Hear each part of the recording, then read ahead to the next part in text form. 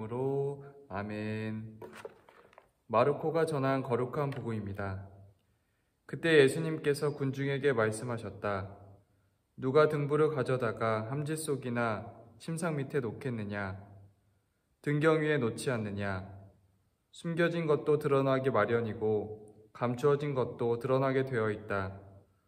누구든지 들을 귀가 있거든 들어라. 예수님께서 다시 그들에게 말씀하셨다. 너희는 새겨 들어라. 너희가 되어서 주는 만큼 되어서 받고 거기에 더 보태어 받을 것이다. 정녕 가진 자는 더 받고 가진 것 없는 자는 가진 것마저 빼앗길 것이다. 참 예수님, 오늘은 성 토마스 아퀴나스 기념일입니다. 오늘 복음은 등불에 관한 내용입니다. 복음을 보면 등불을 통해 숨겨진 것도 드러나기 마련이고 감춰진 것도 드러나게 되어 있다고 전합니다. 등불은 숨겨진 것을 드러내고 감춰진 것을 드러냅니다. 어두울 때 등불은 빛으로서 숨겨진 것을 드러냅니다.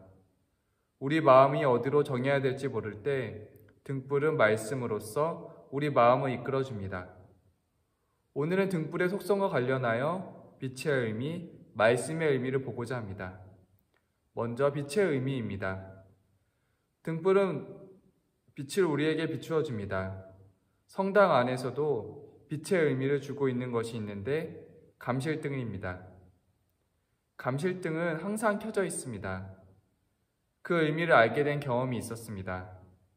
신학원에 정전이 있었는데 한 수사님이 경당에 가서 감실 옆에 초를 켜두었습니다. 알고 보니 감실 옆에는 등불이 항상 켜 있어야 된다는 의미가 있었습니다.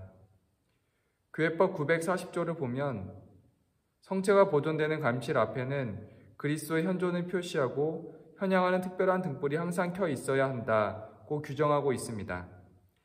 예수님이 계시다는 의미를 기억하도록 감실 등불을 항상 켜두는 것입니다. 캄캄한 경당의 감실등이 항상 켜 있듯이 이렇게 예수님께서는 우리 마음이 어둡더라도 우리를 빛으로 비추어 주실 것이라는 의미로 볼 수 있겠습니다. 등불과 관련하여 다음으로는 말씀의 의미입니다. 오늘 복음 환호성을 보면 주님 말씀은 제 발의 등불, 저의 길을 밝히는 빛이 옵니다. 입니다. 말씀은 우리에게 등불이 되어 길을 밝혀준다는 의미입니다. 오늘 복음의 등불과 관련된 말씀을 보면 누가 등불을 가져다가 함지 속이나 침상 밑에 놓겠느냐, 등경 위에 놓지 않느냐입니다.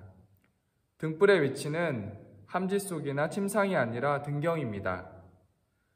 등불은 등경이라는 적절한 위치에서 빛을 비추게 됩니다. 말씀도 이와 마찬가지입니다. 말씀은 성경 안이나 성모일도에 있는 것이 아니라 우리 마음에 있어야 등경에 있는 것입니다. 구체적으로 말씀을 마음에 둔다는 의미를 보겠습니다. 말씀이 마음 안에 있었던 한 신부님이 경험을 이야기해 주었습니다. 몇 해 전에 성지순례 중에 한 신부님이 자신이 부재 때 자신 없다 병에 걸리셨다고 하셨습니다. 그 의미는 사제가 될 자신이 없었다는 것입니다. 자신 안에 어둠이 많은데 사제가 될 수 있을까라는 고민과 번뇌의 시간을 보내게 되었습니다. 그렇게 힘든 시간을 보내던 중에 어느 날 공동 번역 성경 요한 1장 5절의 말씀이 위로가 되었습니다. 그 빛이 어둠 속에서 비치고 있다. 그러나 어둠이 빛을 이겨본 적이 없다. 내 안에 어둠이 있더라도 말씀의 빛으로 이겨나갈 수 있겠다는 마음이 드셨습니다. 어둠이 빛을 한 번도 이겨본 적이 없다는 말씀은 정말 힘이었습니다. 그리고 신부님은 용기를 얻으셨고 사제 서품을 받으셨습니다. 말씀이 이렇게 마음 안에 환하게 비추는 것은 말씀이 등경의 위치에 있다고 볼 수 있겠습니다. 오늘 등불을 통해 예수님께서 빛으로 계시는 모습, 말씀으로 계시는 모습을 보았습니다. 성당 안에서는 늘 감실등이 우리에게 빛을 줍니다. 우리가 성당에서 기도하면 그 빛과 함께합니다. 또 우리가 마음 안에 말씀을 등불로 간직한다면 우리 안의 빛으로 환히 빛나고 어둠은 사라질 것입니다. 오늘은 빛과 말씀으로 함께 하시는 등불의 예수님을 기억하고자 합니다. 성부와 성자와 성령의 이름으로 아멘.